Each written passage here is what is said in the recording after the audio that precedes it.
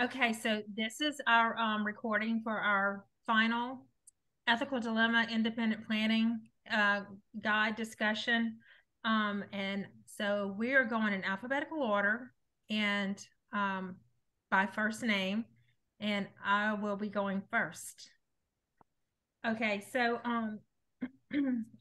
when I was reading through these three, my stance that I came up with for my ethical dilemma is that we first need to be diligent in teaching all of the unbiased sides of history. And that secondly, we cannot stop our students from exploring all sides by canceling lessons that we might be uncomfortable with. And then lastly, that we have a duty as teachers to teach our students thorough historical lessons and using the historical lessons to teach them how to be good citizens. So on the first reading, I noticed the statement that teaching pretends that there is a uniform collective story, which is akin to saying everyone remembers events the same. And I feel that everyone does not remember events the same. It depends on which side of the story you're looking at. And just an example I was thinking of was the Native Americans and how they were moved off their lands, and the movers were held as heroes in a lot of historical Right. narratives. And which I was thinking like one man's manifest destiny was the Native Americans end of their way of life. And so I feel like through that, it's our ethical duty to teach the facts as they are and not someone's side of the story in an unbiased way. And on the Oklahoma AP history class that canceled the American exceptionalism lesson, I feel that the bill was wrong in banning the AP class Mhm. because I feel like students need to be able to explore how other countries view America. And we have an ethical duty to allow our students to explore all angles and to see how others feel about the United States. Americans need to understand that the rest of the world may not be happy with or understand our history, especially when it comes to slavery, because we need to remember that our history is both negative and positive, and that a negative example is how like the enslavement of other humans doesn't make America look good, and these are the very people that helped us build our nation. So when other people view our history, they're probably asking us about, how did that happen? And, and they see all the division in our country now, like, what are we doing to fix it? And so I do feel like we need to be letting kids learn that there are other sides of the story, that we're not our view. We need to see ourselves as a world view, you know, that I don't feel like we can change anything without seeing all points of the view. And we need to be able to fix our divisions. And let's see, then the other one about how history can divide us. There was a statement I agree with where history class has a civic duty to teach us to be good citizens. Yeah. We have an ethical duty to teach our students to be better citizens, and we need to learn that the historical reasons why things happened, and that we need to learn from our mistakes in order to understand how we need to fix those mistakes. And I think a big example, and I think they talked about this, was like flying a certain flag. Like some people may say, well, we've been flying that flag for 200 years. And we need to be sensitive to why some people may not think that it's appropriate to fly that flag. And I think that's how history can teach students to be good citizens and to see, okay, so your grandfather said that flag's great, we should fly that flag, but we need to also know that there's another side of history, and that's not good to. It's Mhm. not good. We need to be sensitive to each other. Um, and I think that this can help bridge our divisions in our country if we teach our kids, you know, that history can actually bring us together if we learn it from both views. So that was my additional notes on the dilemma was that I feel these articles led me to see that we have an ethical duty to be sure and let our students explore history without leading them and without stopping them from exploring. We need to be mindful that we do not insert our own beliefs in order to sway them to think our way, and that it's important to allow our students to form their own opinions and come up with their own conclusions without our biases coming into the conversation. Yes. So that was my stance on the ethical dilemma. Yes. To focus on our particular ethical dilemma, we have a scenario, and it was that the principal's pushback to teaching both sides of the story and to rectify it being a biased, synthesized version of it. And so there was something that I read in the article, The Problem in History, and it said that the single perspective narratives do students a gross disservice.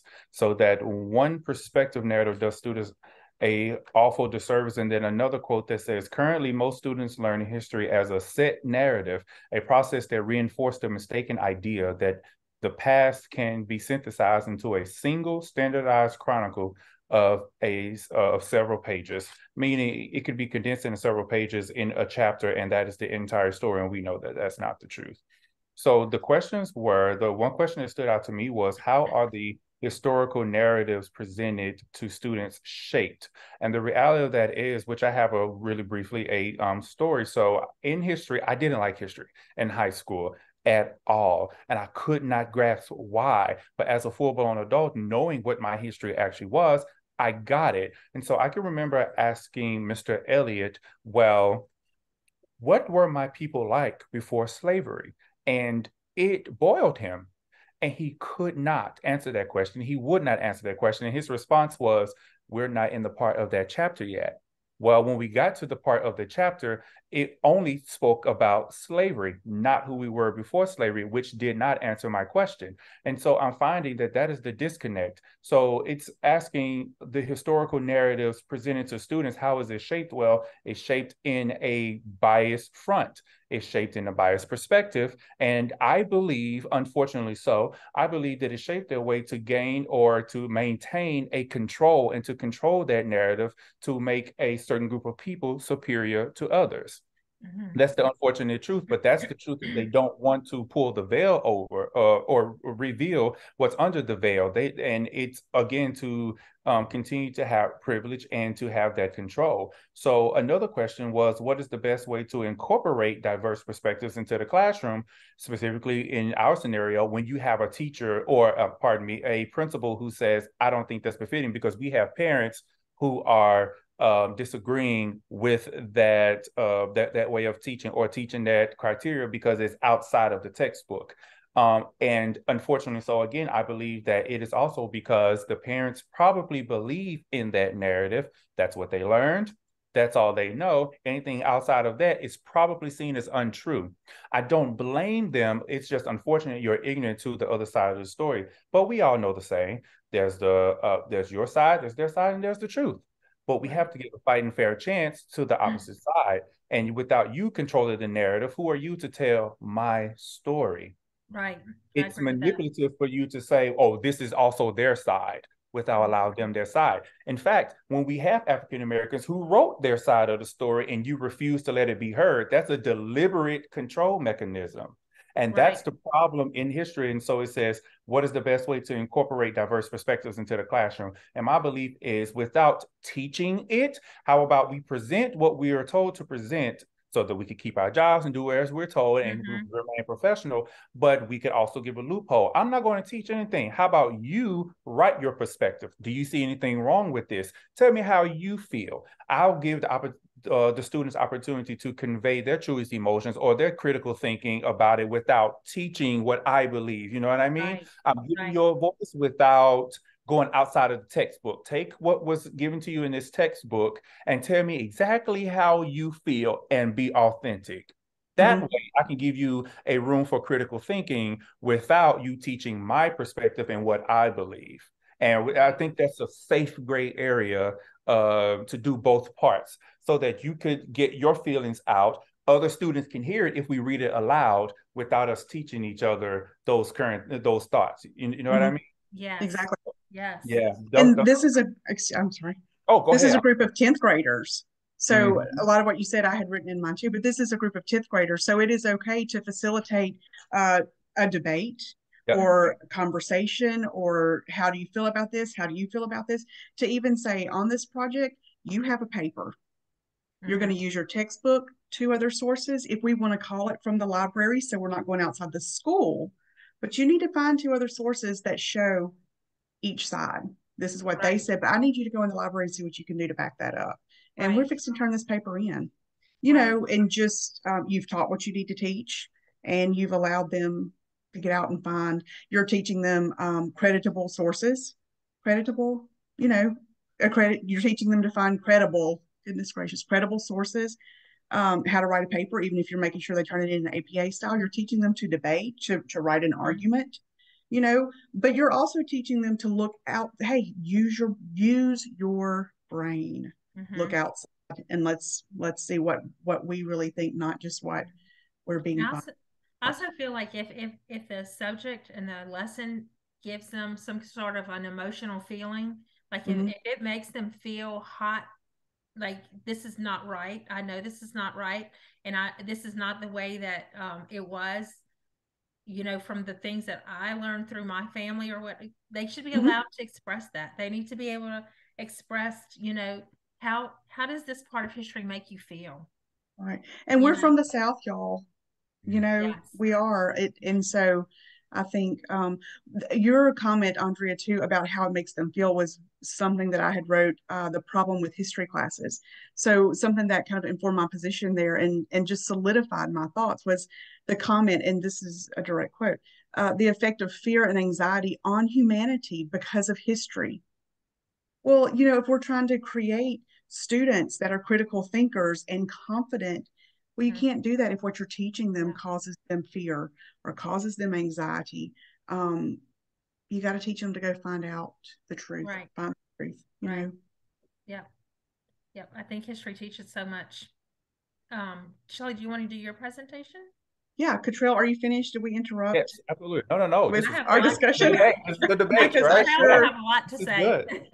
Jumped on what you had to say. I because know. I thought, it was good. If it was a sermon, you're preaching my message, man. Yeah. Okay. So, well, and that is what I thought the problem with history classes, because when we're taught it, like you said, Andrea, I wrote the emotion. You know, we should prepare our students and give them a sense of confidence, not fear. And to do this, they have to know how to view all sides, because I can stand confident in what I think. And now I may fear the result of it or what comes from it, but we do, you know, we don't want to create the emotion of fear and anxiety just from a biased teaching. The next one was the Oklahoma AP history class. Now, the one thing that I thought from that I would draw, because it informs my position, solidifies in this dilemma. This is an example of law being pursued so that biases are not allowed. Here's your example. Look, it's a bias in there, and we're going to pursue this to say, stop, we're not going to allow it. And I think this also document made me aware whenever the principal was talking about the parents being angry. So it did make me aware, okay, the effect of our parents and what we're teaching, you know, we need to think about that as we teach, just because it's going to reflect on us, reflect on the school, our jobs, you know, those kinds of things. But I thought about that. And now how history class divides us was the one, y'all, I wrote the most about. I think that one impacted me the most, except for that big sentence about the fear and anxiety on humanity taught in class. But in the last one, I can see how history's been motivated by historical distortions. Where does history come from? Who writes that? Who records it?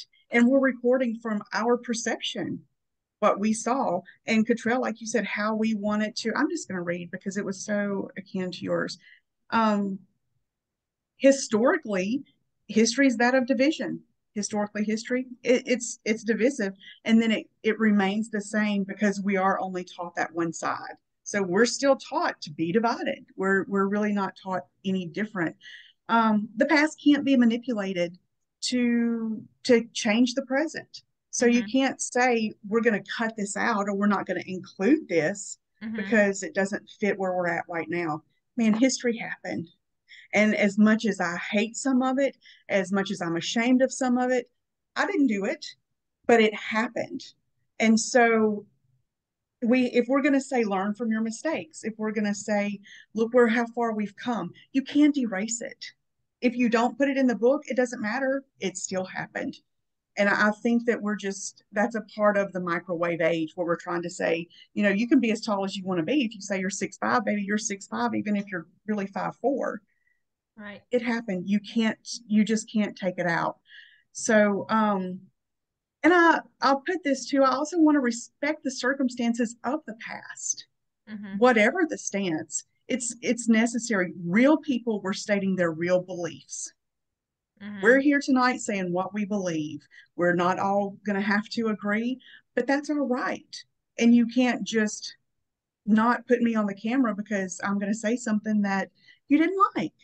You just can't. Anyway, if our goal is to truly grow students, we need to be able to show them strong men and women who stood up for what they believed, regardless of our opinion, regardless of if it was wrong, if it was right. Somebody has to stand for what they believe, and we need to show our students that.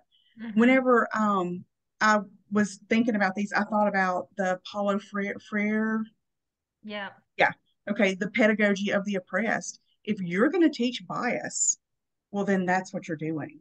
In my opinion, I just saw that kind of growing critical thinkers. It doesn't undermine a lesson. Our objective is not to debunk a myth.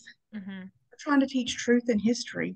And there's not just like you said, Andrea, though just the winner is not always the superhero. It's sometimes just the man with more power. Sometimes the claimed superhero was actually a villain. Absolutely. It's not always that. So I really that in that pedagogy of the oppressed also, I think about that a lot. It's like I feel like they were trying to keep a certain class of people ignorant so that they could just stay, keep them under their thumb. That I think so. Now in this part it says your stance on the ethical dilemma. What steps would you take in this situation? I would take advantage of the principal's reminder of the latter unit that's focused on critical interpretation, move that unit up, and then from there go to this is how you research, this is how you find things, this is how you view things.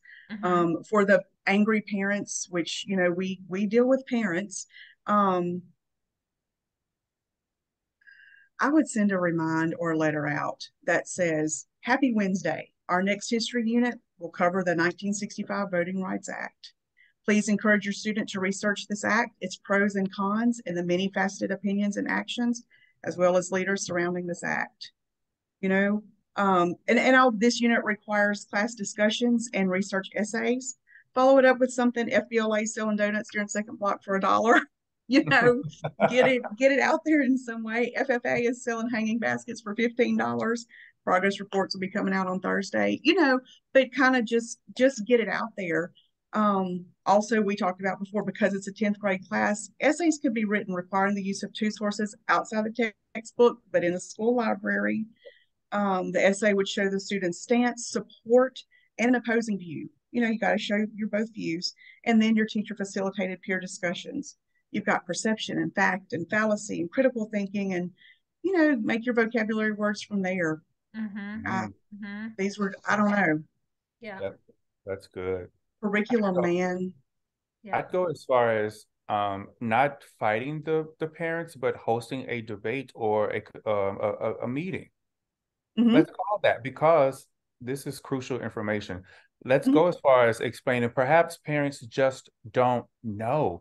They're only going by, this is what I was taught, I want my kid to learn the same things because in their head, they were taught this is true. And a lot of people are by the book.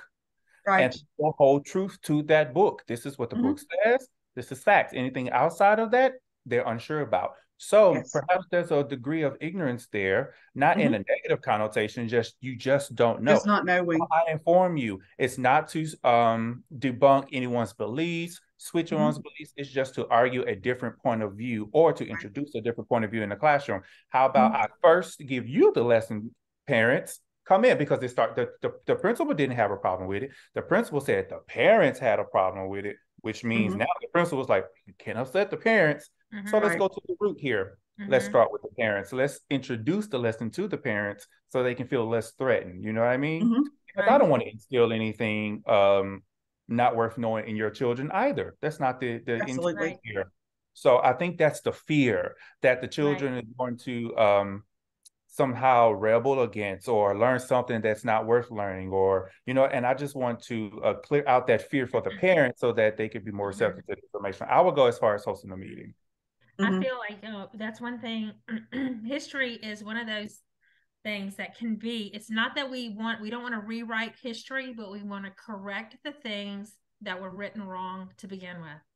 Yes. And so if I think about Christopher Columbus and how we were all taught, you know, in 1442, he sailed the ocean blue, and he came and discovered America.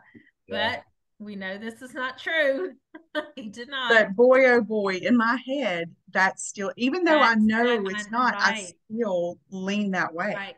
See? I have to remind myself. That's right. See? And when I took when I started taking college history, when I first went to LSU to become a teacher, my major was anthropology and history. And so I was like, wait a second, what? Yeah. You know, and it opened my eyes to, you know, learning a lot more, digging deeper into history. And that's what I think. Yeah, I think canceling classes and stuff like that, I think we need to try and tackle those hard things. You know, I know parents don't, you know, it's hard to get a lot of parents on board with things because you don't want to, you know, a lot of people think teachers have an agenda, you know, but really we just want to make sure that we're teaching facts. Yeah. Unbiased facts.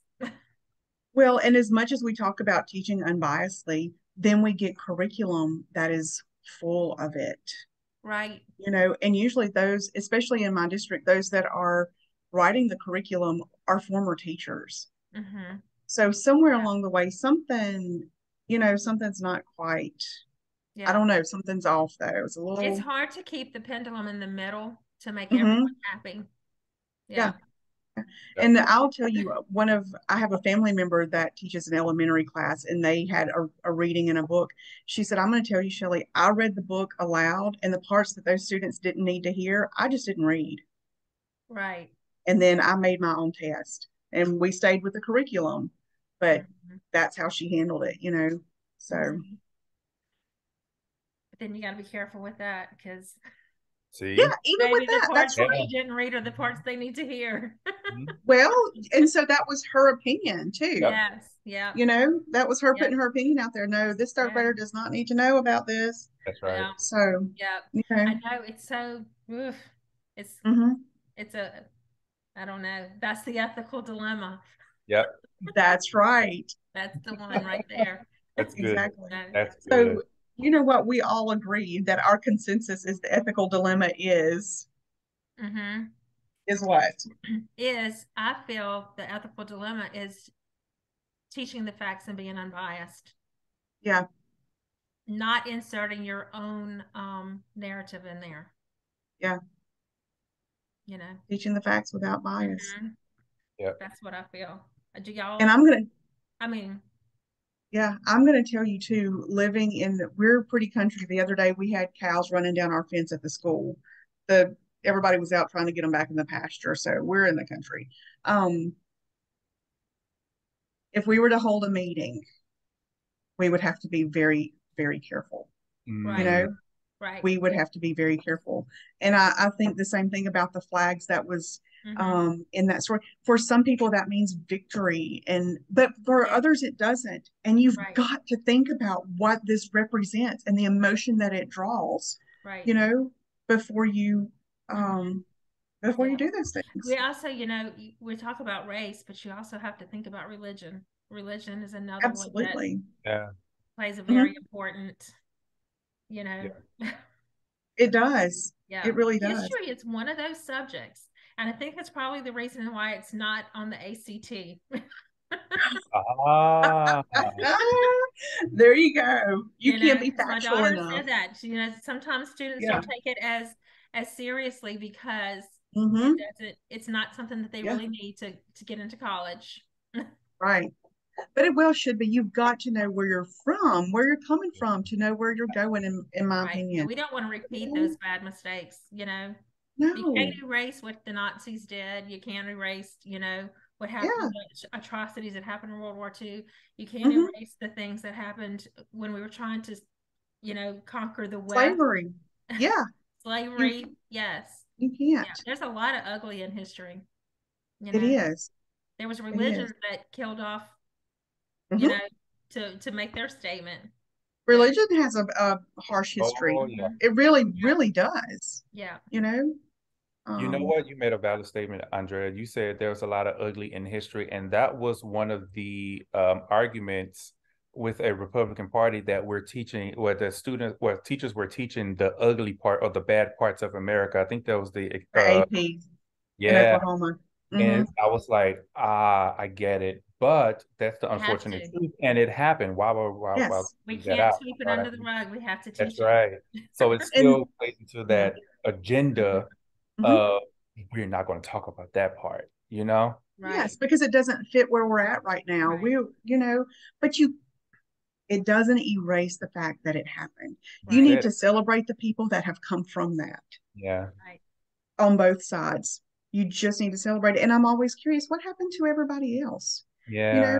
where did everybody else go? So while you were talking, I did think of a story. I worked for a physical therapist. His name was Matthew, and he was awesome. He was a really good therapist. He was full-blooded Indian, and they have a tribe in my old parish. But one of the workers came through and she said, "Man, I love watching those cowboy shows. Matthew, you ever watch those cowboy shows? You like them?" And he said, "No, ma'am. The Indians always get killed." And Right. that's Right. funny, and we're It's laughing funny, but about it. But true. what? Yeah. Right. Absolutely. No, Yeah. he's not watching that, you Yeah. know? Right. So, So we only have like just, 6 minutes left yeah, in our Zoom. But so I think that we can call this a great one. I've Absolutely. enjoyed it. I knew it'd be Yes. rich. I knew it. I knew it. So Yeah. I'm going to stop recording now. Let's see here. Or did it already? Okay, let me stop recording.